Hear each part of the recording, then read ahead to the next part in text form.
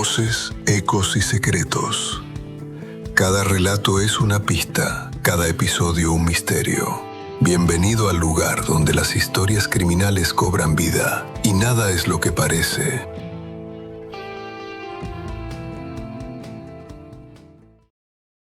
En cada comunidad hay una historia que nunca llega a contarse del todo, un hilo suelto que apenas se nota en la superficie de los días. En Laquebieu, la mayoría habría jurado que no existían secretos capaces de sobrevivir a la curiosidad de sus habitantes. Sin embargo, había detalles invisibles a simple vista, cartas jamás enviadas, miradas que no se cruzaban, habitaciones cerradas antes del anochecer. Detrás de las ventanas limpias y los saludos matutinos se escondía una inquietud sorda, un presentimiento que tomaba la forma de una brisa fría o del susurro de las ramas contra los cristales. Quienes aún hoy recuerdan aquellos meses insisten en que, si uno hubiera sabido mirar, habría visto la señal, el leve temblor en la mano de una vecina, la rigidez con la que un anciano cerraba su puerta al anochecer, la manera en que ciertos pasos se perdían antes de llegar a la esquina. Nadie imaginaba que Laquebieu, tan lejos del bullicio y las tragedias ajenas, guardaba en silencio algo más profundo, una verdad que, por un tiempo, se resistió a ser nombrada. Laquebieu despertaba lentamente bajo la luz pálida de una mañana de marzo, como si el frío de la noche se resistiera a abandonar las calles. El asfalto aún conservaba restos de escarcha y las montañas al fondo ofrecían un perfil azul, casi inalcanzable. Las casas, de madera envejecida y tejados inclinados, parecían aferrarse unas a otras para enfrentar el viento que soplaba desde el lago. A esa hora, el pueblo era un conjunto de pequeños rituales, el murmullo de una cafetera, el olor a pan tostado, el sonido breve del periódico cayendo sobre un porche. No había prisa, solo la cadencia tranquila de un lugar donde los días se repetían con precisión casi matemática. La casa de Marjorie Anderson se distinguía por el jardín cuidado y una hilera de rosas adormiladas junto al sendero de grava. Nadie sospechaba que, en esa mañana tan similar a las anteriores, algo se había quebrado en el interior de aquellas paredes. Los primeros en notar la ausencia fueron los empleados de la iglesia, acostumbrados a la puntualidad de Marjorie en los preparativos de la misión semanal. El silencio de la vivienda, la falta de humo en la chimenea, todo indicaba una interrupción en la rutina. El agente Burroughs llegó antes que nadie. Caminó despacio por el corredor de entrada, deteniéndose a observar los detalles, el paraguas sin usar, la huella apenas visible sobre la alfombra, el leve aroma a té frío que flotaba en el aire. Dentro, el tiempo parecía haberse detenido. El sillón junto a la ventana conservaba la forma del cuerpo ausente, sobre el brazo descansaba una taza aún a medio llenar. Los libros apilados en la mesa, las gafas sobre un cuaderno abierto, y esa quietud densa, casi insoportable, que solo se percibe cuando la vida abandona un lugar. Burroughs tomó notas en su libreta con una parsimonia inusual, consciente de que cada objeto podía contener una historia no contada. Observó las manos de Marjorie, cruzadas sobre el regazo, la expresión serena pero vacía. En el exterior, el pueblo seguía su curso, un perro cruzó la calle, la panadería abría sus puertas, un niño lanzaba una piedra al canal. Nadie interrumpía la calma, aunque, por primera vez en mucho tiempo, esa calma se sentía frágil, como una membrana a punto de romperse. Mientras el sol avanzaba sobre los tejados, la noticia comenzó a circular en susurros, pasando de una casa a otra. Algunos miraban hacia la esquina donde vivía Marjorie con una mezcla de incredulidad y recelo. Otros, sin saberlo aún, seguían con sus rutinas, ajenos al hecho de que Laquebieu acababa de perder algo más que a una de sus vecinas. Nadie podía prever entonces hasta qué punto ese día marcaría el inicio de una grieta invisible, una ruptura en la quietud que, poco a poco, revelaría los secretos mejor guardados del pueblo. En las horas posteriores al descubrimiento, el rumor del fallecimiento de Marjorie Anderson fue tomando forma, primero en los bancos de la iglesia y después, como un murmullo inevitable, en las tiendas y cafés del pueblo. No era habitual en Laquebieu que la muerte llegara sin previo aviso. Aquí, las noticias solían propagarse despacio, con la cadencia de las estaciones, y la gente tenía tiempo de prepararse, de reunirse, de ofrecer consuelo. Pero aquella mañana, la certeza de lo irreversible se instaló en las miradas, en el modo en que las mujeres recogían la compra y en el silencio de los hombres que permanecían un momento extra, observando las montañas lejanas desde la puerta del supermercado. El agente Burroughs, ya entrado el mediodía, revisaba una vez más el informe preliminar redactado sobre la mesa de su despacho.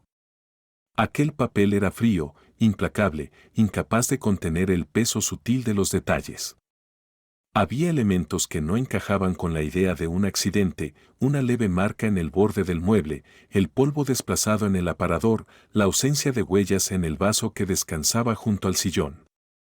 El aire de la habitación se impregnaba de una fragancia estancada, mezcla de flores marchitas y detergente barato, acentuando la impresión de un orden impuesto a última hora, como si alguien hubiera querido borrar un tropiezo imprevisto. Afuera, la vida seguía, ajena a los matices. El ruido de una camioneta descargando cajas, la radio encendida en una ventana, el paso lento de un perro viejo. La Quevieux se esforzaba en retomar el pulso, pero algo en la atmósfera se había tensado, una nota apenas perceptible que alteraba el equilibrio. Los vecinos cruzaban la acera con cierta cautela, como si el suelo hubiera perdido firmeza de la noche a la mañana. A lo largo del día, el agente recopiló testimonios discretos, pequeños fragmentos de costumbres y rutinas, y fue armando un mapa invisible de las últimas horas de Marjorie. Cada persona interrogada aportaba una pincelada, la señora del mercado que notó la ausencia de su visita, el cartero que recordó el buzón vacío, el jardinero que, por primera vez en años, encontró el portón sin abrir. Ninguno podía precisar el instante en que la normalidad se quebró, pero todos coincidían en una sensación, una incomodidad leve, apenas un escalofrío, la impresión de que algo se había desplazado, aunque nadie supiera nombrarlo con exactitud. Mientras la tarde caía sobre el pueblo y las luces de las casas iban encendiéndose una a una, Burroughs sintió la persistencia de la duda.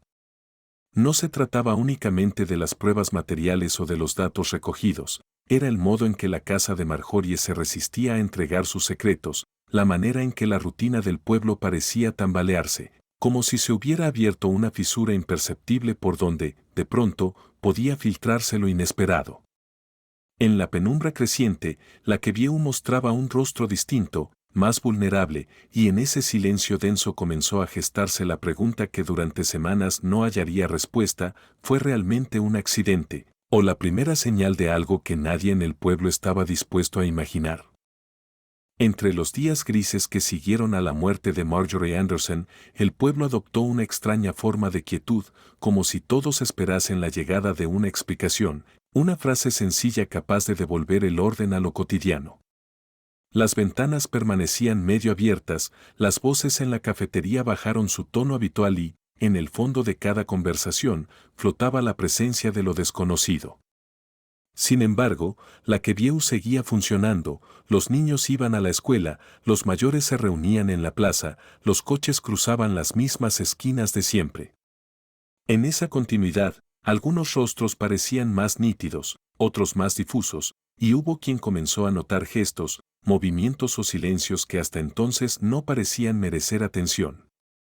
Julia Caiden formaba parte de ese paisaje. Su figura alta, el cabello recogido de manera práctica, la mirada clara y a veces huidiza. Nadie la consideraba una extraña, ni tampoco alguien completamente propio. Había crecido en el pueblo, soportado la rutina de los días iguales, cuidado de su madre enferma y, después, arrastrado esa sombra discreta de los que han visto demasiado y aprendido a callar. Cuando la encontraban en el supermercado o en la farmacia, Julia respondía a los saludos con una cortesía justa, pero era raro verla conversar más allá de lo necesario. Los rumores que la acompañaban, historias de su trabajo en la clínica, de su paso breve por otras ciudades, de su vuelta repentina, eran lo suficientemente anodinos como para disolverse en la corriente de chismes locales. Sin embargo, bastó el silencio reciente de Marjorie para que algunos recuerdos tomaran otra forma. Una vecina recordaba haber visto a Julia caminando sola bajo la lluvia, con una bolsa de compras demasiado ligera para el trayecto que parecía haber hecho. Otra persona, que a menudo no prestaba atención a los detalles, se sorprendió al notar cómo Julia observaba las ventanas del centro comunitario, como buscando algo tras los cristales empañados. Pequeños hechos, antes inconexos, se iban hilando con la sutileza de un telar antiguo, la puntualidad excesiva, el modo en que evitaba el contacto visual, el leve temblor en las manos cuando pagaba con billetes nuevos. Algunas tardes, Julia paseaba cerca del lago, donde el viento arrastraba hojas secas y los reflejos del agua distorsionaban el perfil de las montañas. Allí parecía encontrar un breve refugio, lejos de las preguntas y las miradas, aunque su figura, recortada contra el horizonte, no dejaba de ser observada por quienes, ahora, creían ver en ella una señal de inquietud. Era fácil, en aquellos días, atribuir un significado oculto a los hábitos de cualquier persona. El miedo, casi siempre, necesita un rostro reconocible para acomodarse. Así, Julia Caden, con su paso firme y su mutismo amable, se convertía poco a poco en el centro de una atención incómoda, no por lo que decía, sino por lo que callaba. El agente Burroughs, en sus paseos matutinos, no dejaba de anotar en su cuaderno los movimientos de los habitantes. Las listas de nombres y horarios, los mapas mentales de trayectos y encuentros, componían un mural minucioso en el que la imagen de Julia adquiría un relieve inesperado. Ninguna prueba concreta, solo una acumulación de matices, la ausencia en ciertos eventos, la presencia inadvertida en otros, el eco de pasos en el pasillo del hospital una noche demasiado silenciosa.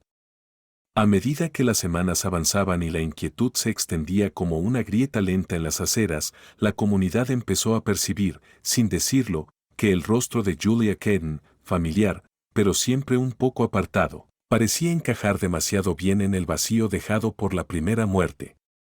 Y aunque no se pronunciaba su nombre en voz alta, las miradas persistían, atentas, esperando quizás el más mínimo signo que pudiera confirmar una sospecha aún imprecisa.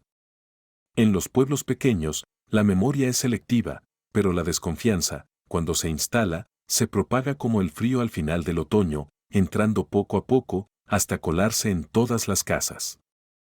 La mañana en que el cuerpo de Eleanor Short fue hallado, el aire en la que View era más frío de lo habitual. El sol apenas rozaba los tejados, y las sombras de los árboles caían sobre la acera con una nitidez que parecía exagerada, como si todo el pueblo estuviera detenido en una fotografía antigua. El silencio pesaba más allá de las ventanas cerradas, y en algunas casas, el desayuno quedó a medias cuando la noticia comenzó a filtrarse, primero como un susurro en la panadería, luego como un eco persistente en la gasolinera y finalmente como un zumbido inevitable en la plaza central. Eleanor, esposa de uno de los conductores de autobús escolar, era conocida por la precisión de sus costumbres, la hora del café, la vuelta al huerto, el saludo puntual desde el porche a los niños que iban a la escuela. Aquella mañana, su ausencia no tardó en notarse. Los detalles, sin embargo, eran distintos esta vez. La puerta entreabierta, la luz de la cocina aún encendida a media mañana, el olor estancado de sopa recalentada mezclado con algo más áspero, indefinible. En el interior, la disposición de los objetos había perdido su orden natural, los cojines caídos del sofá, una taza rota bajo la mesa, la alfombra ligeramente desplazada. Las huellas de la noche anterior se marcaban en la moqueta y en el leve rastro de humedad junto a la ventana, como si alguien hubiese salido apresurado en plena madrugada. El agente Burroughs avanzó con cautela, consciente de la gravedad callada que inundaba la casa. En su libreta, las anotaciones eran breves y densas, precisas hasta el punto de la obsesión, la posición de los dedos de Eleanor, la marca sutil de presión en la muñeca izquierda, el leve pliegue de la blusa en el hombro. Cada pequeño indicio tenía un peso especial y en conjunto tejían una imagen que se alejaba de cualquier accidente común. Los forenses, en sus monos claros, trabajaron en silencio, midiendo, fotografiando, recogiendo fibras y fragmentos de lo que, horas antes, había sido una rutina doméstica inalterable. Mientras tanto, el pueblo se encogía sobre sí mismo, invadido por una inquietud viscosa. Algunos vecinos evitaban cruzar la acera frente a la casa de los Ord, otros se asomaban desde lejos, fingiendo indiferencia mientras sus ojos buscaban respuestas imposibles en las cortinas cerradas. Las conversaciones, antes dispersas y banales, adquirieron un filo insospechado. El recuerdo de la muerte de Marjorie aún estaba fresco, y ahora, con una segunda pérdida, el azar dejaba de ser suficiente explicación. A medida que avanzaba el día, la investigación revelaba patrones apenas visibles, marcas de guantes en el pomo de la puerta, la desaparición de un pequeño joyero, el registro alterado de las tarjetas bancarias. Todo indicaba una intervención ajena, una mano fría y deliberada detrás de la apariencia de normalidad. Sin embargo, nada en la Quevieu estaba preparado para aceptar la posibilidad de una amenaza interna. Era más fácil imaginar un error, una desgracia, un accidente desafortunado, que asumir la presencia de algo más oscuro, de un peligro que caminaba, invisible, entre sus calles familiares. El rumor de la muerte de Eleanor, unido al recuerdo reciente de Marjorie, transformó la percepción del pueblo. Lo cotidiano se volvió frágil, los hábitos perdieron su inocencia, y en cada gesto, al cerrar una puerta, al apagar una luz, al intercambiar un saludo en la tienda, se instaló la sombra de la sospecha. En los rostros de quienes volvían la vista hacia la casa de los Ord, se leía una mezcla de temor y de resignación. Sabían, sin querer admitirlo del todo, que la caída de la segunda ficha de dominó era apenas el principio. El avance de la investigación se midió, en aquellos días, no por confesiones ni por hallazgos espectaculares, sino por el rastro minúsculo de papeles que, como migas dispersas en un bosque oscuro, sugerían la posibilidad de una lógica allí donde todo parecía fortuito. Burroughs pasaba horas revisando extractos bancarios, recibos de supermercado y copias desvaídas de movimientos de tarjetas, como si en cada número, en cada fecha, pudiera encontrarse la clave de una coreografía invisible. Los informes policiales se apilaban junto a los apuntes garabateados en libretas, los horarios de compras, los nombres de los cajeros, las sumas pequeñas, casi triviales, tejían una red que unía vidas apenas cruzadas, gestos sin importancia aparente.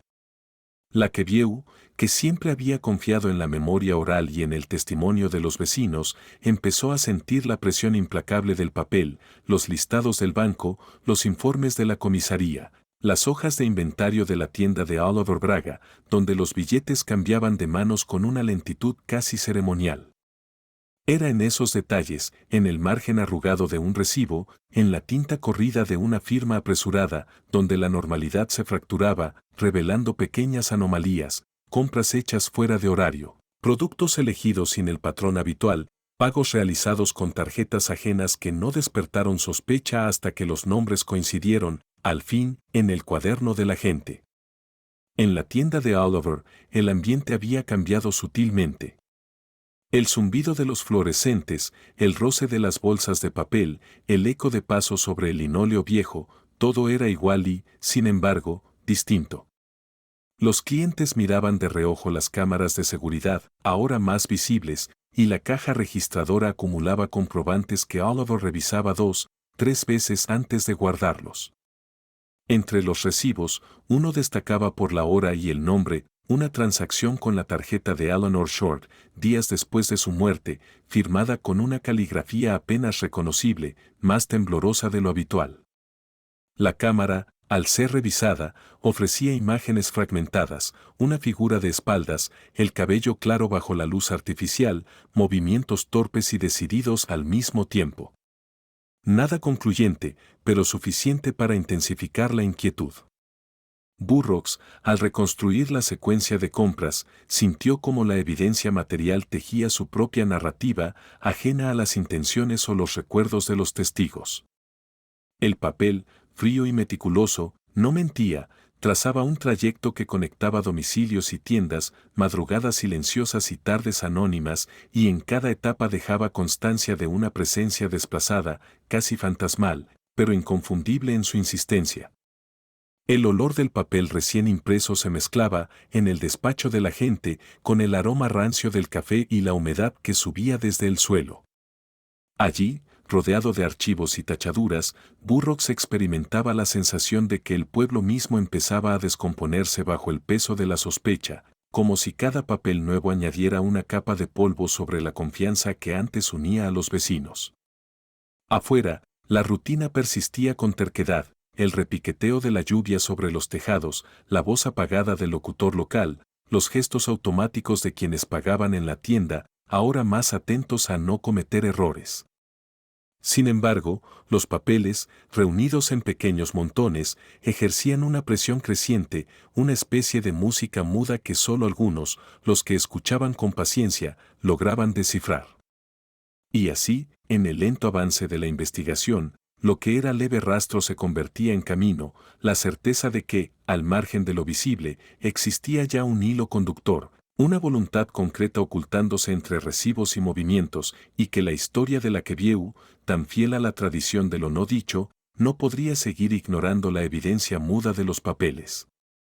Con cada hoja sumada al expediente, la frontera entre el azar y la premeditación se hacía más porosa.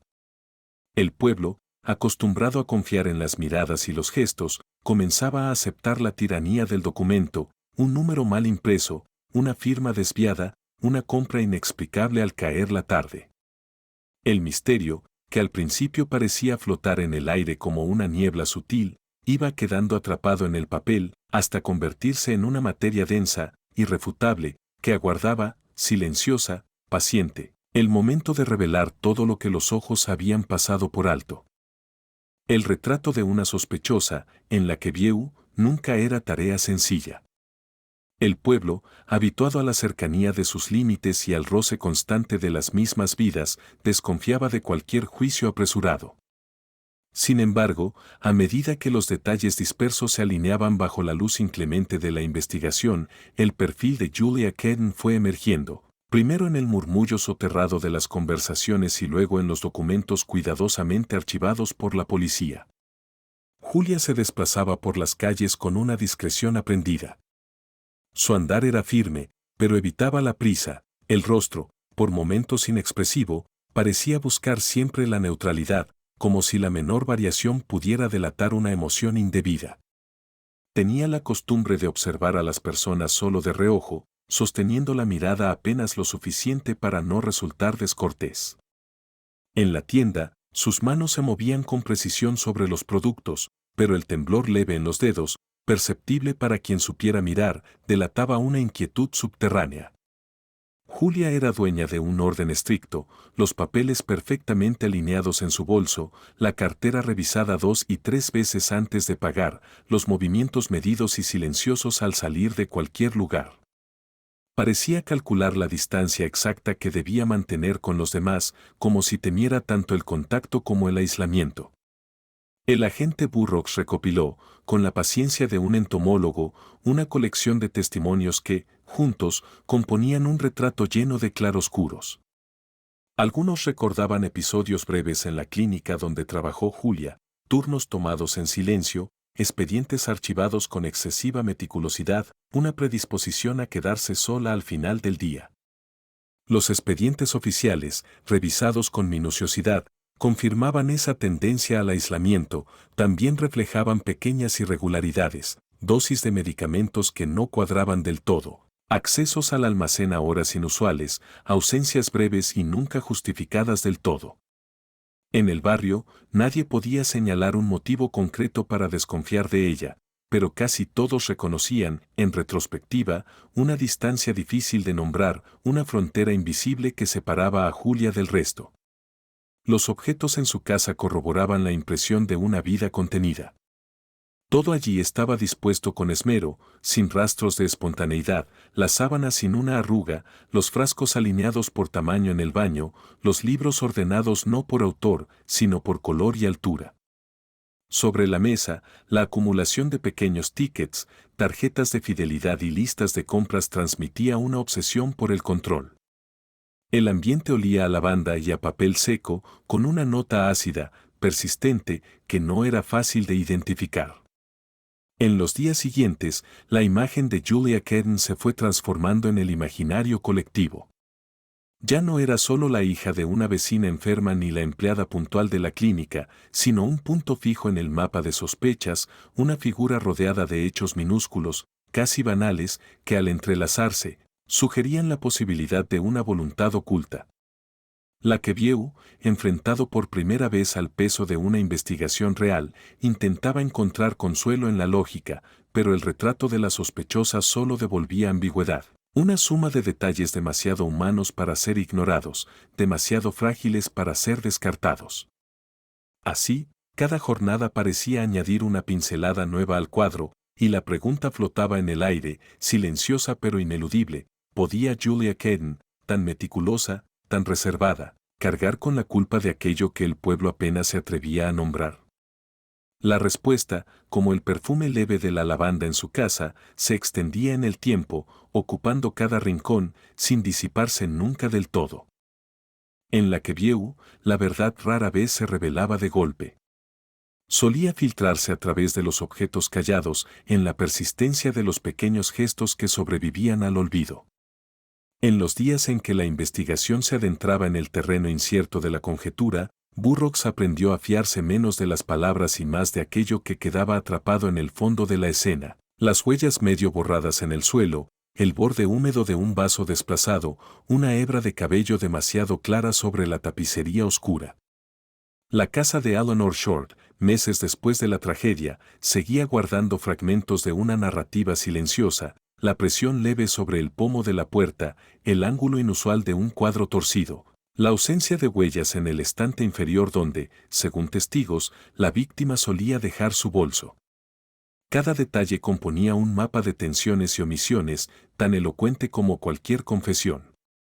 Las entrevistas, en apariencia anodinas, se volvieron ejercicios de observación: una mano que se cerraba sobre el respaldo de una silla, el temblor fugaz en la voz al relatar una rutina alterada, la forma en que una vecina describía la noche de la tormenta, demasiado precisa, demasiado ensayada, los ojos de una joven desviándose hacia la ventana antes de responder a una pregunta sencilla.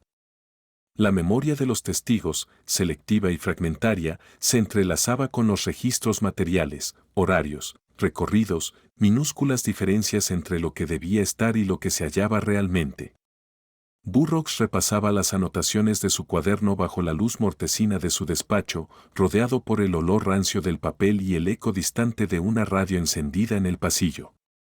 En su mente, las piezas se ordenaban con lentitud, como si un lenguaje antiguo buscara expresarse a través de las cosas mudas: el desgaste en el borde de una tarjeta de crédito, la grasa en la manilla de una puerta que solo debería haber tocado una persona, el recibo de una compra pagada minutos después de la última llamada registrada en el móvil de la víctima. Eran pruebas humildes, a menudo pasadas por alto, pero juntas componían un retrato nítido, incapaz de mentir. Ningún cálculo previo, ningún testimonio bien intencionado podía modificar el peso concreto de los objetos. La rutina del pueblo parecía tambalearse a medida que las evidencias cobraban forma. Las calles, antes apacibles, adoptaban un carácter expectante, y cada paso, cada conversación casual, adquiría el tono tenso de quienes intuyen la proximidad de una verdad que preferirían no conocer. Los olores de siempre, pan recién horneado, gasolina, humedad, ahora se mezclaban con la crispación sorda de la sospecha. Bajo esa superficie, la vida continuaba, pero el aire mismo se volvía más denso, como si arrastrara consigo el peso de todos los detalles que, hasta entonces, habían sido invisibles. En la lenta decantación de las pruebas, la historia adquiría una lógica irrefutable. No eran necesarias grandes revelaciones, bastaba la tosudez de los objetos, la fidelidad de la materia, para señalar el rumbo de la investigación. Así, en el umbral de una verdad que se resistía a ser dicha en voz alta, Lacquevieux se preparaba, sin admitirlo, para el impacto de lo irremediable. La suma de detalles no dejaba espacio para las dudas: aquello que no podía ser negado ya habitaba el centro mismo de la comunidad, y su presencia, lejos de disiparse, se hacía cada día más imposible de ignorar. La tarde caía con un silencio pesado sobre Lacquevieux cuando Julia Caden, en la secuencia invisible de su rutina, se detuvo ante la casa de Marta González. La luz de las ventanas dibujaba figuras inciertas en la acera, y el aire, saturado del aroma a leña quemada y a ropa recién planchada, parecía suspenderse entre las ramas desnudas del otoño. Marta, mujer de hábitos inmutables, acostumbraba sentarse junto a la puerta con una manta sobre las piernas, los dedos trenzados en el regazo, observando cómo el último sol se filtraba entre los árboles. Aquella tarde, sin embargo, la quietud habitual de la casa se vio interrumpida por un movimiento apenas perceptible, una sombra que cruzó el umbral, el leve chasquido de una cerradura al girar, la vibración breve de una pisada que no era parte del paisaje cotidiano. En el interior, los objetos adquirían una presencia inquietante. Los retratos familiares, cuidadosamente alineados en la pared, parecían testigos mudos de lo que sucedía en la penumbra del pasillo. El olor a sopa reciente, aún flotando en el aire, se mezclaba con una nota ácida, casi metálica, que anunciaba una alteración en el orden doméstico. Sobre la mesa del comedor, una taza de porcelana temblaba ligeramente, víctima de una vibración ajena, mientras las cortinas se mecían, impulsadas por una corriente fría, distinta al calor doméstico que hasta entonces había imperado. Julia, en su avance controlado, revisaba el entorno con la mirada baja, atenta a los detalles, el roce de los pies sobre la alfombra, la superficie pulida del mueble, el reflejo fugaz de su propia silueta en un espejo olvidado. Su respiración era contenida, medida, como si cada gesto requiriera una precisión absoluta. Marta, sorprendida por la presencia inesperada, apenas tuvo tiempo de apartar la manta antes de que el destino, una vez más, hiciera su jugada. Sin embargo, el curso previsto del encuentro se vio alterado por un elemento imprevisto, la llegada repentina del hijo de Marta, una presencia tan fuera de lugar como salvadora. El sobresalto interrumpió la secuencia silenciosa que se había instalado en la casa. Julia, sorprendida en pleno movimiento, se detuvo un instante, midiendo la distancia entre la puerta y la ventana, eligiendo la salida menos evidente. La tensión, comprimida en un solo instante, se disolvió en el aire al tiempo que los pasos resonaban en la entrada. El ambiente quedó impregnado de un eco vibrante, como si la materia misma del lugar recordara el peligro apenas evitado. Después, la casa permaneció sumida en una calma artificial. Los objetos desplazados conservaban la memoria del forcejeo, la taza quebrada en el suelo, el marco de una fotografía torcido. El relato posterior de Marta, aturdida pero consciente, sería la primera descripción concreta de una amenaza que hasta entonces se había movido solo en la penumbra de las sospechas. La policía recogió cada detalle, el timbre de voz, la sombra proyectada en la pared, el olor indefinible que flotaba aún en el aire cargado de la tarde. Afuera, el viento recogía hojas secas y las dispersaba sobre el jardín, como un recordatorio de que el azar, en ocasiones, podía interrumpir el curso de la fatalidad. El último visitante de Marta González no había dejado solo miedo. Había dejado, también, la certeza de que la historia de la Quevieu, hasta entonces tejida de rutinas y confianza, ya no podía regresar al estado anterior. El hilo invisible que unía a las víctimas se volvía, con cada suceso, más palpable, más real. Y en el silencio que siguió a la huida, el pueblo entero comprendió, sin palabras, sin mirarse a los ojos, que la calma no era más que una apariencia, siempre al borde de romperse por la presión de lo inexplicable. En la casa de la calle Maple, la luz de la tarde se filtraba a través de las persianas, proyectando líneas oblicuas sobre los muebles y el suelo cubierto de polvo fino. El aire, apenas agitado por el vaivén de las cortinas, contenía un aroma a madera vieja, desinfectante y, en los rincones más oscuros, un leve rastro de humedad estancada.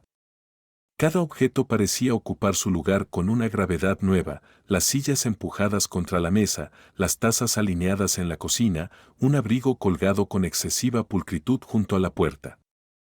Nada estaba fuera de sitio, y sin embargo todo sugería un orden impuesto a la fuerza, como si la vida, de pronto, hubiera sido interrumpida en su curso natural. La policía se movía por las habitaciones con una cautela que rayaba en la reverencia.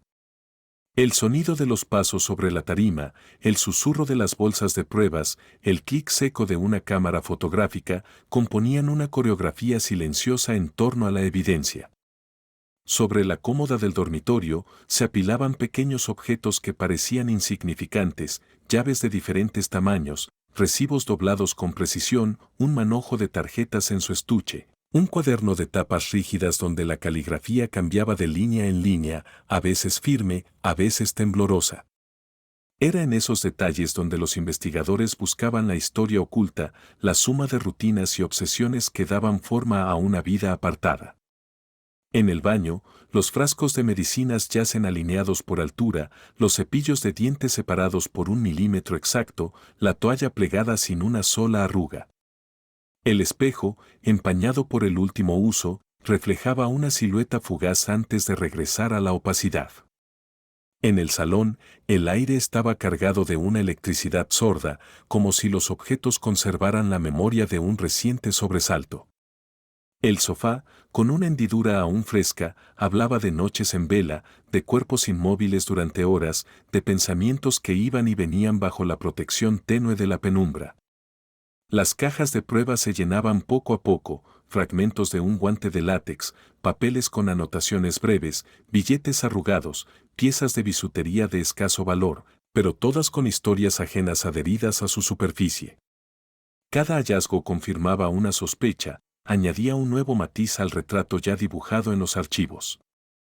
El agente Burroughs, apartado junto a la ventana, anotaba sin prisa, dejando que el silencio respondiera a preguntas que nadie formulaba en voz alta. La tensión en la sala era espesa, apenas mitigada por el murmullo lejano de un televisor encendido en alguna casa vecina, testigo involuntario de un desenlace largamente anunciado.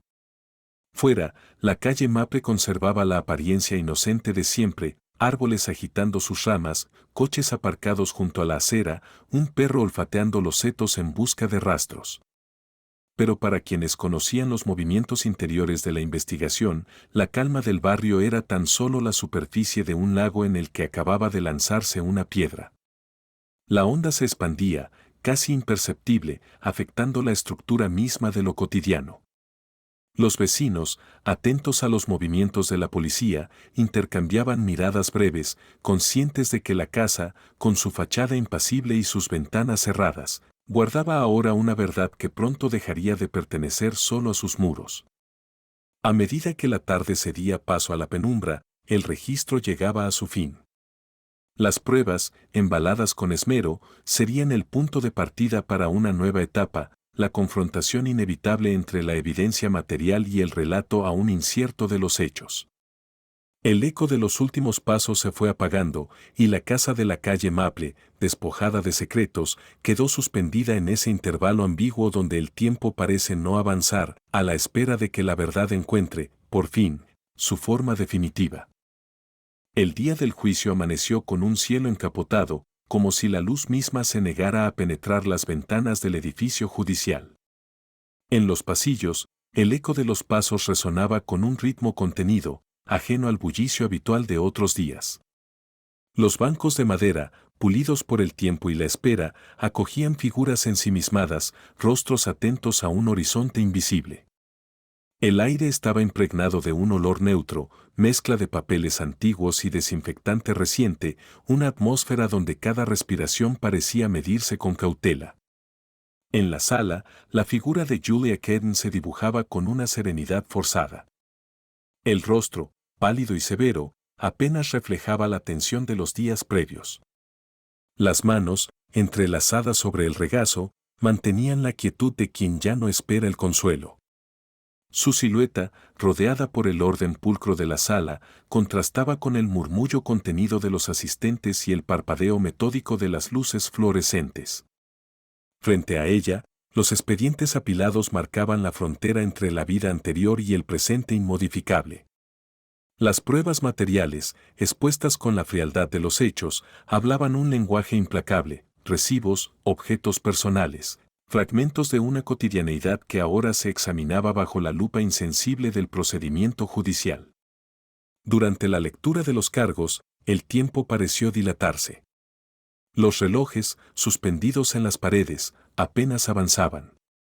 Los testimonios, reunidos en una secuencia impecable, delineaban un perfil minucioso, una trama de causas y consecuencias tejida con hilos de rutina y desesperación. No hubo gestos de escándalo ni lágrimas públicas. El pueblo, presente en los bancos traseros, guardaba una distancia tensa, quizás protectora, como si el reconocimiento de la culpa también exigiera un ajuste en la mirada colectiva. Al pronunciarse la sentencia, la sala se llenó de un silencio espeso, más denso aún que el de los días de investigación. Julia recibió el veredicto con una dignidad seca, sin muestras de arrepentimiento ostensible ni desafío. El rostro, apenas más rígido, mantenía la expresión de quien asume el peso de una historia ya irreversible. En ese instante, la cadena de sucesos que había alterado la vida de Laquevieu se cerraba sobre sí misma, como un ciclo cumplido, aunque nadie pudiera decir con certeza dónde comenzaba o terminaba la culpa. El regreso al pueblo fue lento y silencioso. En las casas, el eco de la noticia se mezcló con la rutina de la tarde, el ruido de una radio, el olor del café recién hecho, el crujido de las hojas bajo las ruedas de los coches. Nadie celebró el final, ni tampoco hubo manifestaciones de alivio. La sombra de lo ocurrido persistía en la memoria colectiva, tan tenaz como la niebla que a veces cubría el lago al caer la noche. Laquevieu, herido pero no vencido, regresaba poco a poco a la vida conocida, aunque cada esquina, cada gesto cotidiano, parecía ahora impregnado de una advertencia silenciosa, la certeza de que la verdad, cuando al fin se nombra, siempre exige un precio. Gracias por ver. Si te gustó esta historia, suscríbete al canal. Te esperan muchas historias interesantes y sorprendentes. Hasta pronto.